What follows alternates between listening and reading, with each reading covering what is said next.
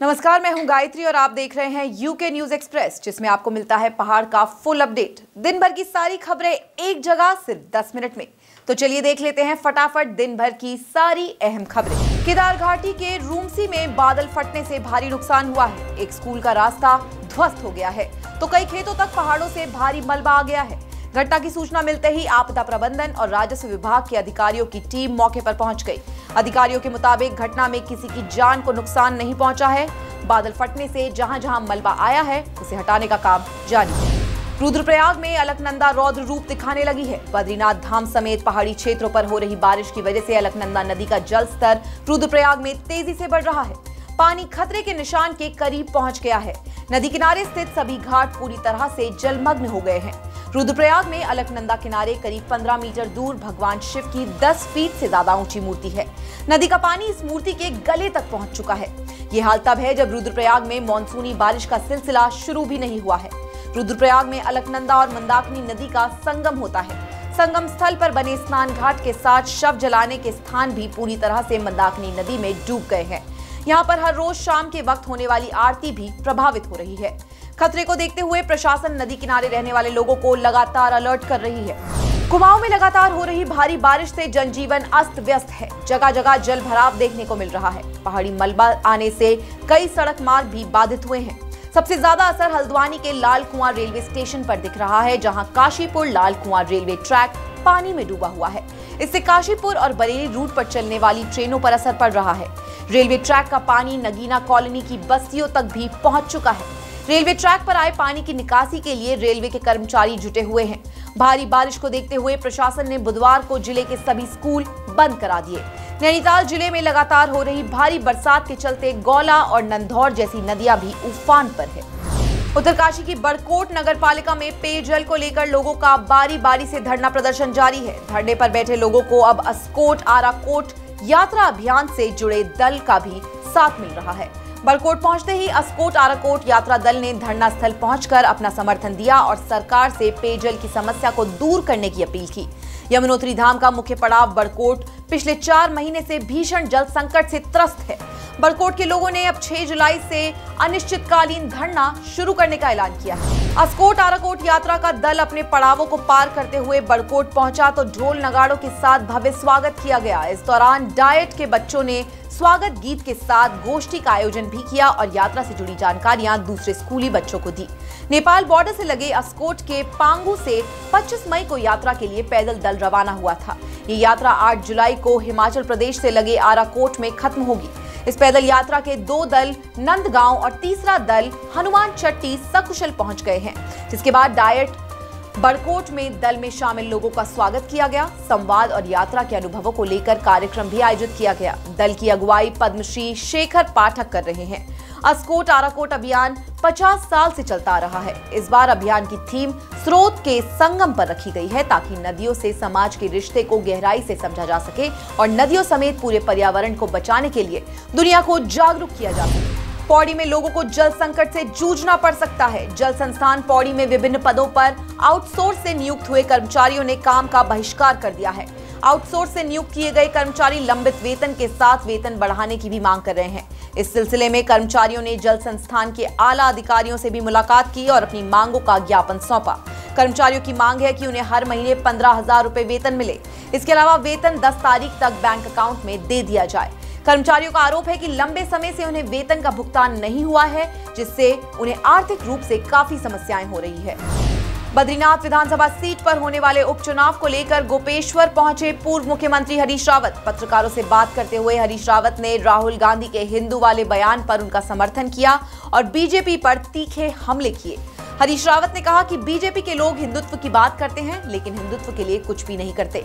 अगर किया होता तो अयोध्या में हार का सामना नहीं करना पड़ता। हरीश रावत ने बीजेपी के लोगों को फर्जी हिंदू बताया। कहा कि बीजेपी सिर्फ वोट के लिए हिंदुत्व का नारा देती है। हरीश रावत ने कांग्रेस छोड़ बीजेपी में जाकर बद्रीनाथ से चुनाव लड़ने वाले राजेंद्र भंडारी पर भी तंज कसा। राहुल जी ने कहा हिंदू लीडर होता है, हिंदू सच्चा होता है, हिंदू सहिष्णु होता है, हिंदू समावेशी होता है। और उन्होंने भगवान शिव की फोटो दिखा करके जिसमें उन्होंने अपनी बाईं तरफ त्रिशूल गाड़ रखा है, गले में गुजर है, दिखा करके कहा कि जिस तरीके से भगवान शिव जो है निडर हैं, निर्भीक हैं, सत्य के साथ रहते हैं और डराते नहीं हैं, उन्होंने अपना त्रिशूल बाईं तरफ गाड़ रखा है, दाईं तरफ के बजाय। इस बात का प्रतीक है कि डरो मत, ये शक्ति का प्रतीक है। नई टिहरी में बीजेपी कार्यकर्ताओं ने राहुल गांधी का उनके हिंसक हिंदू वाले बयान का विरोध करते हुए पुतला फूंका। नई टिहरी के हनुमान चौक पर बीजेपी कार्यकर्ता एकजुट हुए और राहुल गांधी के खिलाफ नारेबाजी की। पुतला फूंकते हुए बीजेपी नेताओं ने कहा कि राहुल गांधी अपनी बालक बुद्धि के कारण ऐसे बयान देते हैं जो देश के खिलाफ होते हैं। राहुल को अपने हिंदू वाले बयान के लिए पूरे देश के हिंदू समाज से माफी मांगनी चाहिए। कांग्रेस सांसद राहुल गांधी के लोकसभा में हिंदू पर दिए बयान को लेकर बवाल मचा हुआ है। इस बीच राहुल गांधी के बयान पर शंकराचार्य अविमुक्तेश्वरानंद सरस्वती ने प्रतिक्रिया दी है। उनका कहना है कि कोई भी राजनीतिक दल सच्चा हिंदू हितैषी नहीं है, क्योंकि कोई भी दल अभी तक हिंदू धर्म में मां का दर्जा प्राप्त गौ माता के लिए गौरक्षा कानून नहीं ला पाया है।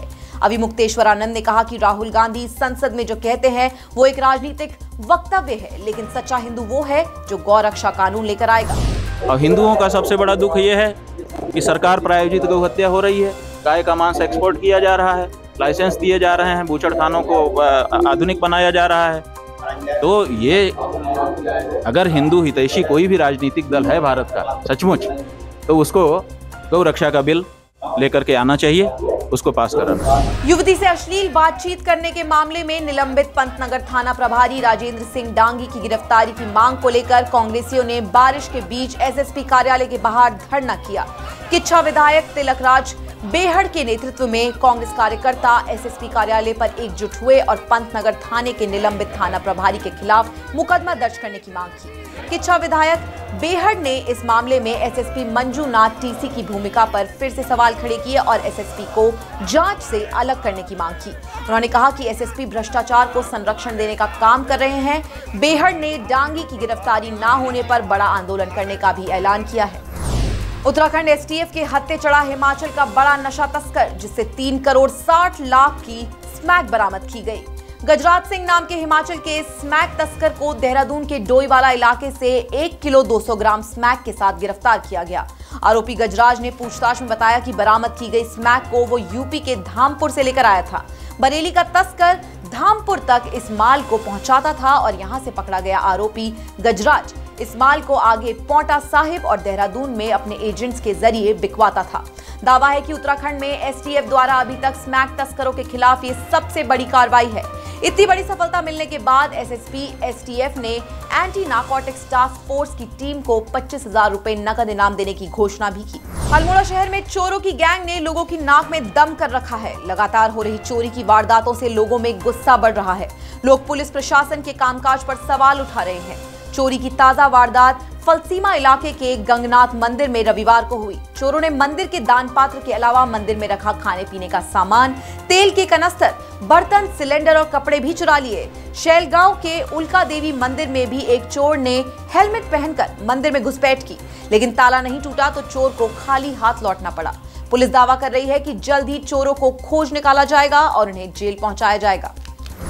खबरों के सफर में अभी बस इतना ही। नई खबरों के साथ जल्द ही मैं गायत्री फिर से होंगी हाजिर। आप देखते रहिए आपका अपना डिजिटल चैनल श्रेष्ठ उत्तराखंड।